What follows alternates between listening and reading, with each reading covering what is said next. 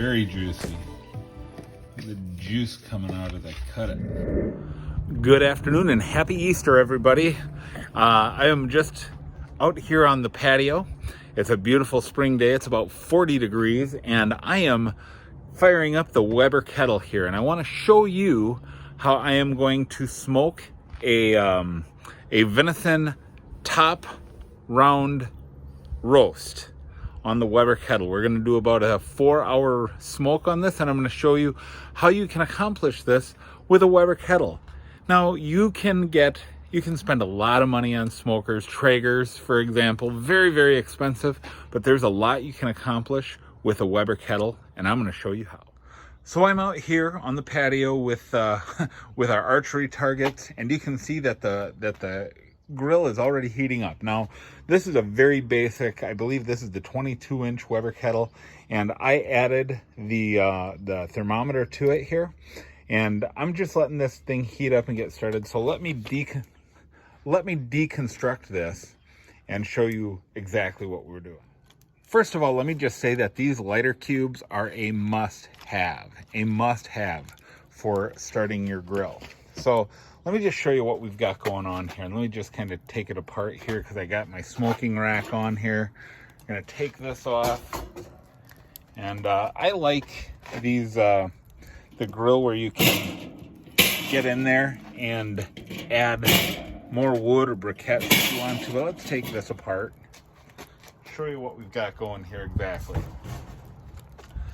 So what I've done is I took one of those lighter cubes, I stacked 2 high and 2 wide all the way around the edge of the kettle, and then I put a row of 2 wide, 3 high at the end in case I need a little more heat. And then I have 2 wide by 2 high over here to start. And I started one end of my briquettes, and this is just gonna burn across. And what this is gonna do is give us a long-term, easy smoke. You could do a semicircle all the way around the outside rim of your grill here. If you had something you wanted to smoke all day, something tough like a chuck roast or an arm roast, short ribs, or a brisket, for example. So I expect we'll probably get to about here, and I have my wood staged. I'm actually using pecan. I really like the flavor of pecan that you get from the smoke on that. And so we're gonna use the vents on the bottom to control air intake and temperature. And but this is a great way to get a good even smoke and keeping your temperature at about 200 degrees so that you get a good even smoke and a good even cook. All right, so this is our venison top round roast, and this is what we're going to be smoking today. And what I have here are some of the different kind of seasonings that I've used for dry rubs. And I'm a big fan of dry rubs. I really like the Traeger Big Game Rub. This is very good, but today what I happen to be using is the Life Spice Awesome. Savory, garlicky, plays well with others. And I've tried like marinating, leaving rubs on overnight and things like that, and I don't really see a major difference in flavor. But what I do like is I pulled this out of the freezer last night at about 10 o'clock. It's 12:55 right now on Easter Sunday as I record this. What I do find with, not just with flavor, but with tenderness, I do find that getting this to room temperature and putting it on the grill at room temperature does tend to give a better flavor and better texture. So I liberally put on this rub and I let this sit while I'm getting the grill ready. So first I unwrap this, drain all the blood off of it as best I can, dry it off, and then put the dry rub on it and let that sit while I'm getting the grill up to temperature. And speaking of being up to temperature, we are right at 200 degrees, which is where I want to be. Now, before I put this on the grill, I do want to make mention that what I didn't show in this video is removing all silver skin from the roast. So if there's any, and if you've been cooking venison, you know what silver skin is. That is going to help immensely with flavor to remove as much silver skin as you can. And the best tool for that, in my experience, is the good old fillet knife.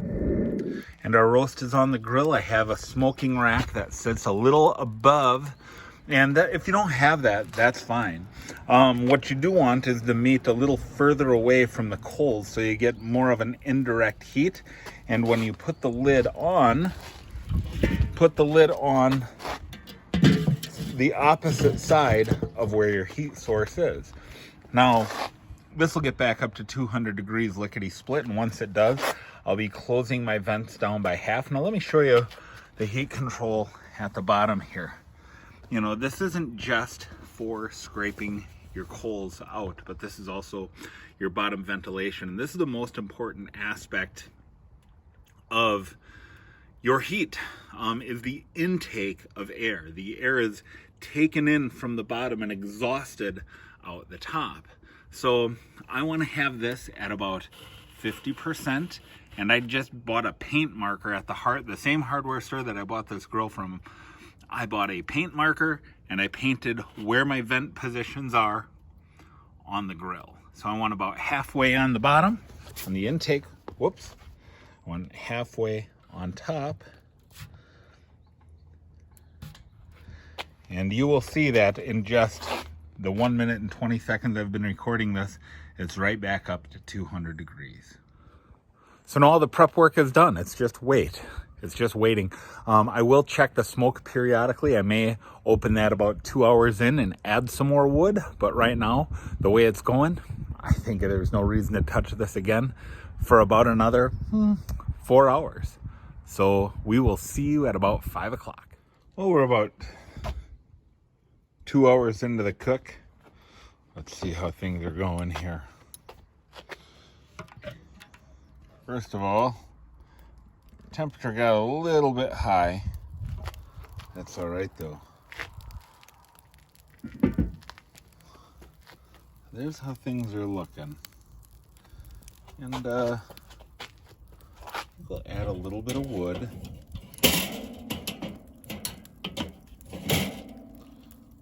A little bit more smoke get going here.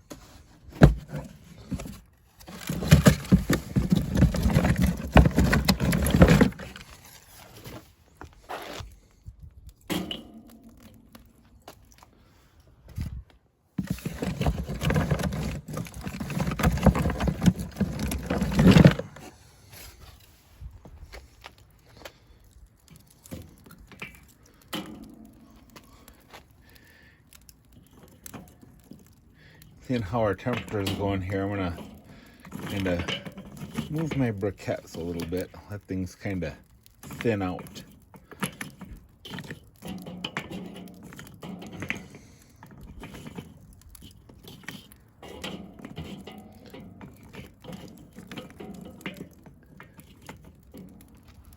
But that's looking good. That's looking real good. A couple hours, we'll be ready to go. All right, so knocking down those coals brought the temperature right down where I want it. It's been that way for about the last hour and 35 minutes. Let's do a temperature check. Oh yeah.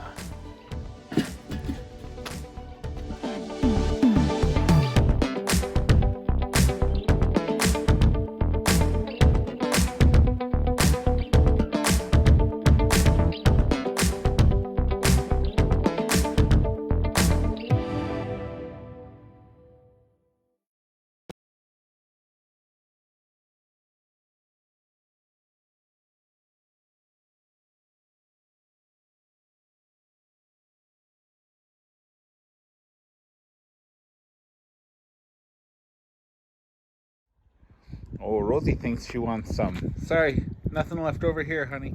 Okay, so we're gonna just separate the rest of these. And remember what I said at the beginning, that you could do a very, very long smoke with all of these coals. So I just never want to run out and have to be in a position to add. So it's kind of a shame to lose all of this great heat that we've got going on here. But we're just gonna let this separate and let this burn off. Rosie thinks she wants some dinner. Sorry, this is people food. Oh, you are such a goof. Time for the moment of truth here. Been resting about 20 minutes. Looks great. Bucko, look at this thing. Oh yeah. All right, let's give it a cut. See how it turned out here.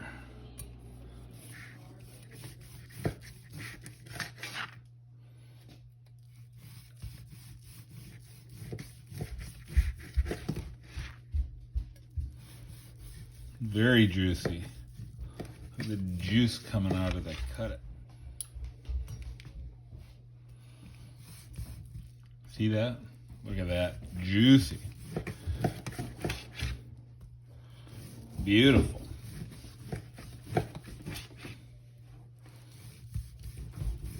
So this is like a medium well to close to well done actually.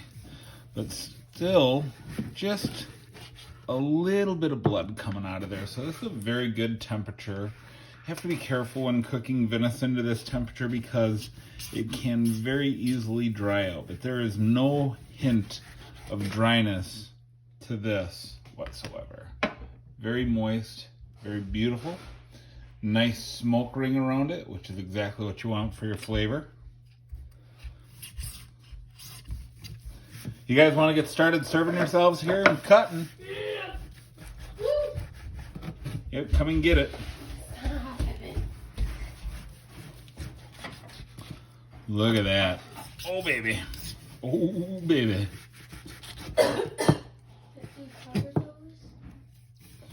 Go ahead, guys. What you want?